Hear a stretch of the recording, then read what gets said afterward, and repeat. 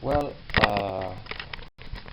good evening everybody. Thank you for being here and for listening to this presentation, which is entitled Phosphatidylethanol for Monitoring Alcohol Use in Liver Transplant Candidates, an Observational Study. Here down below you can see the authors. I'm Pablo Barrio, first author, and I'm a clinical psychiatrist working in Barcelona, where patient recruitment took place.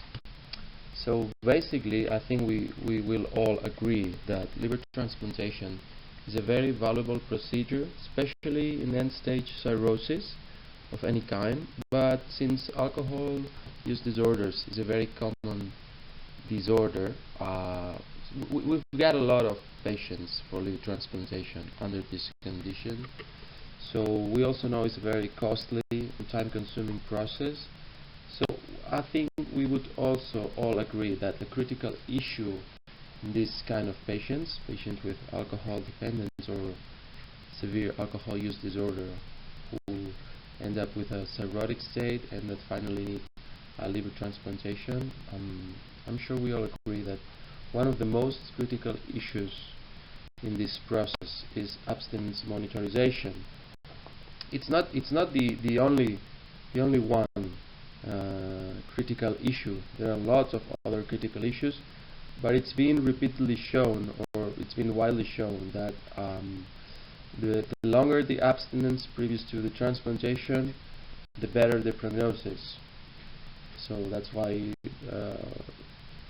for example, we've got the 6 months rule, and that's why abstinence monitorization is key in these patients.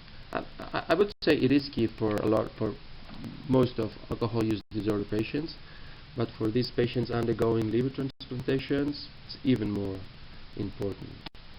So that's where phosphatidylethanol starts to emerge, because as I'm sure you already know, traditional markers such as ethanol or indirect alcohol biomarkers such as transaminases or MCB or GGT or any of these old markers have a really low sensibility and also specificity, and that's where new direct alcohol biomarkers such as phosphatidylethanol can bring huge improvements both into sensitivity and specificity, because they are only formed in the presence of alcohol ingestion.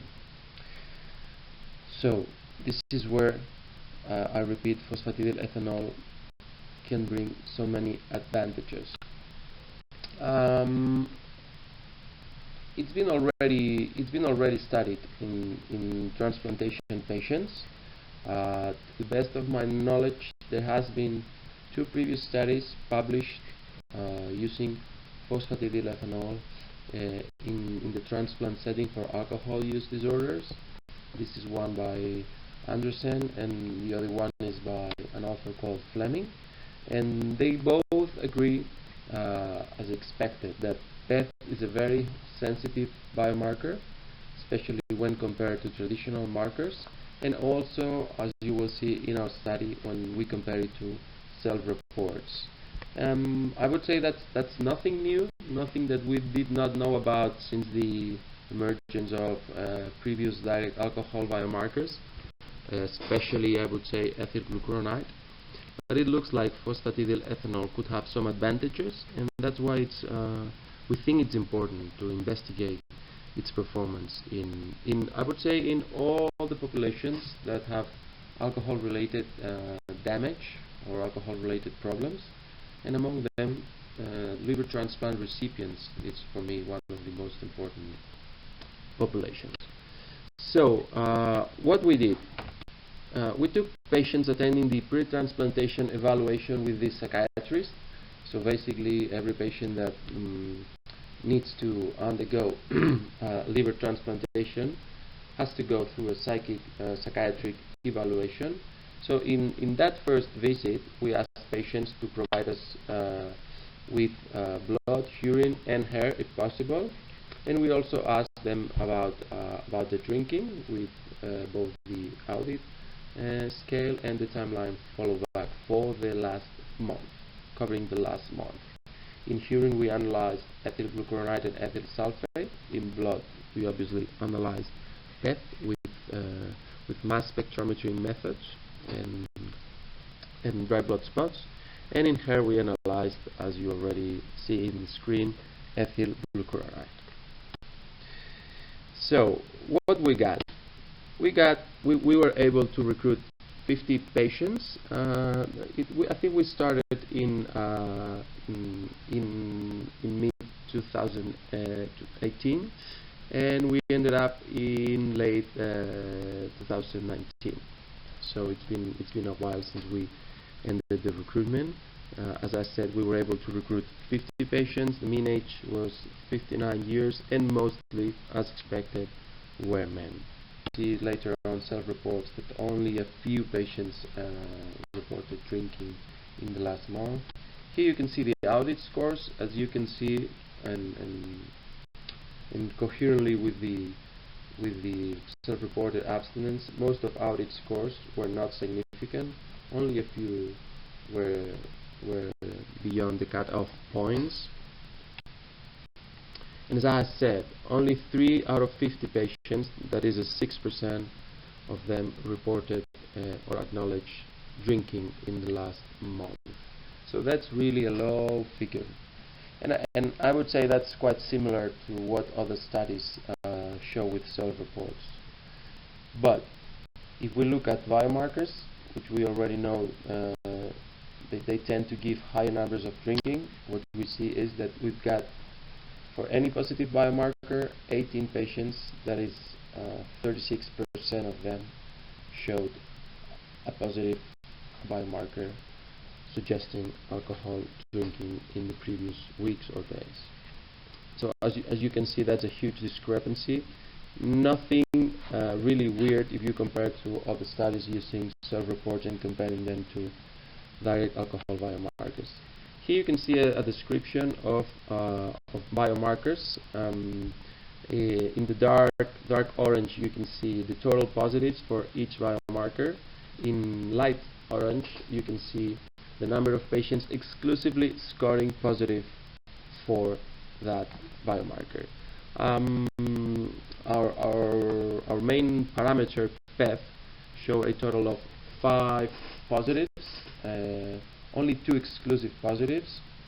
As you can see, we got this little bit surprised with ethyl sulfate, which was positive in a high number of patients, and as you can see, in 7 patients it was the only exclusive biomarker. As I said, I'm a clinical psychiatrist, so I'm not really able to discuss about EtS measurement or try to give any good explanation why this might have happened. Maybe some of the experts in the meeting could give us some suggestion. Ethyl glucuronide was positive in 6 patients with no exclusive positives. Timeline follow back, we could consider as a self-report, had no exclusive positives, and HER gave us 2 exclusive positives. If you compare this figure to, I think this is the Anderson study, you can see these are the figures. They in this case they did not measure ethyl sulfate. Actually, it's something to be discussed. That it looks like ethyl sulfate.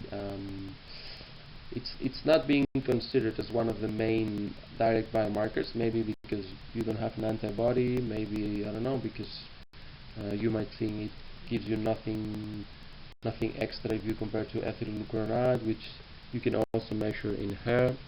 But here you can see PEth was the most frequently positive biomarker, followed by hair EtG, then ethyl glucuronide, and they also measured CDD. So which will be my final thoughts about this presentation and about our study? So basically, I would say, is phosphatidylethanol the final solution? I would say this study and more studies that probably will come are suggesting phosphatidylethanol is a very useful tool.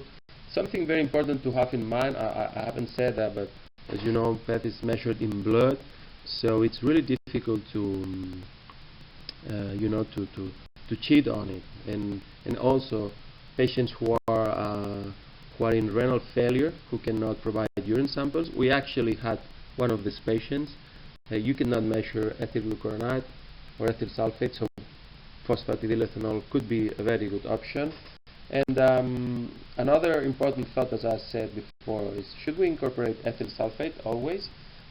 Because as I said, sorry, I'm under the impression ethyl sulfate is losing protagonism, and I don't know, we find a huge number of positives for ethyl sulfate in this study, so maybe it's worth discussing a little bit if it's worth looking at it or not.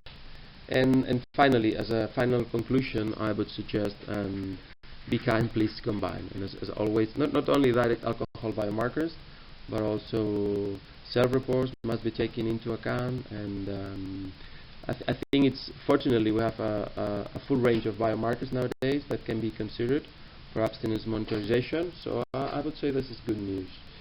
And well, if you want more details from our study, you can get the paper online. It's published open access. So I only have left to thank you for your attention, and well, really looking forward to discuss this study with you. Thank you very much.